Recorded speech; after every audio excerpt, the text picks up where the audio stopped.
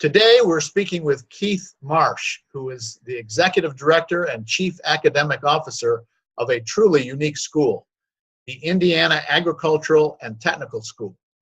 Hello, Keith, and welcome to Dairy Business News.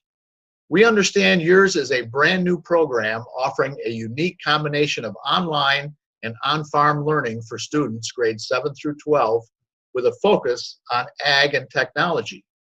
Tell us about it, and particularly, why agriculture?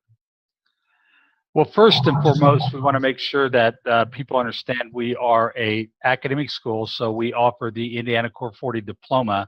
So students will take our classes through our educational platform, Edgenuity. But our focus is on agriculture, and the reason why we want to do that is that we see the need to expose young people to the agricultural world.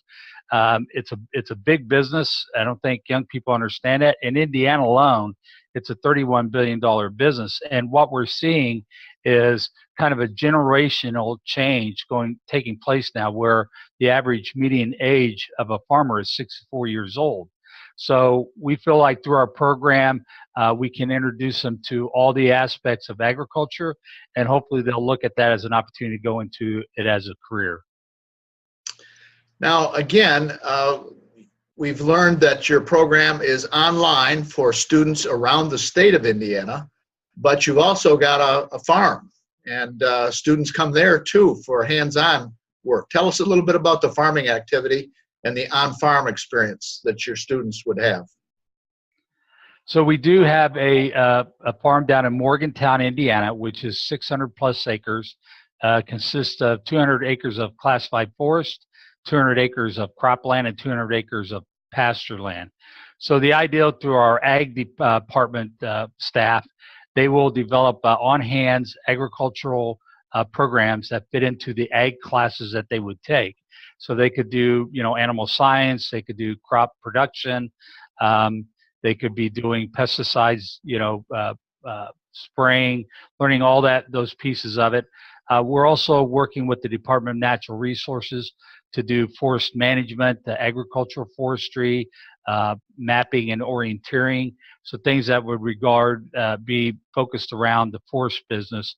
And so when the kids come down there, right now we have them scheduled for once a month. We'll bring them down to the farm and be exposed to these type of activities. Our overall goal is to create more opportunities for them to be at the farm, and we're working with other agricultural businesses to provide the opportunity for our students to go to their facilities and do on-hands application in whatever ag business they're involved in. That sounds pretty exciting, and the tuition or the opportunity for students to attend without a big financial commitment seems remarkable. Tell us a little bit about what's required of the students and the students' families. So the requirement is that they need to be a student grade 7 through 12 under the age of 22, and they're an Indiana resident, and all they need to do is learn more about our school. If they want to enroll, they go to our website at indiana.ag, hit the enrollment button, and enroll their student.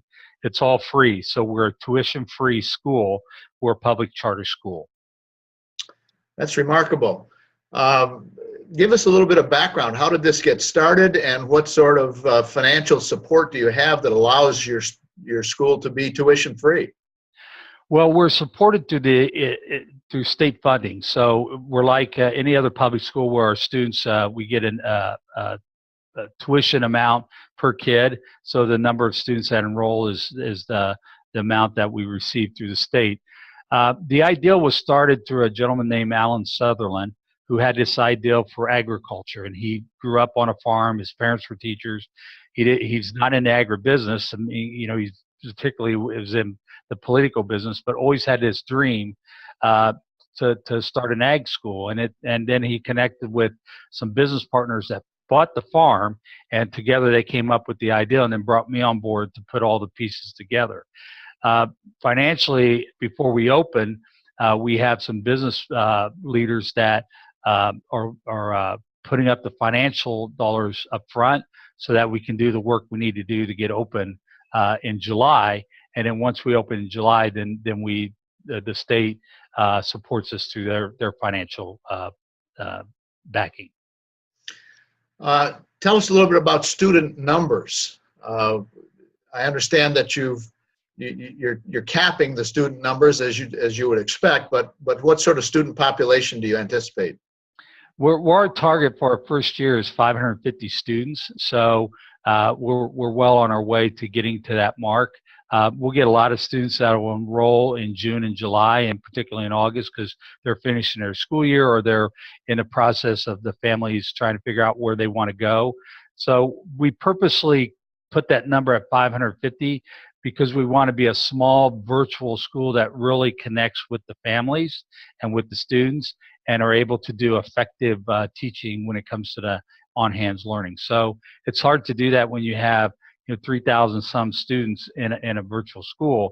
It's impossible to accomplish. So we by design said we're only going to take this many students and so that we can be more on hands with them and be connected with them as a community school.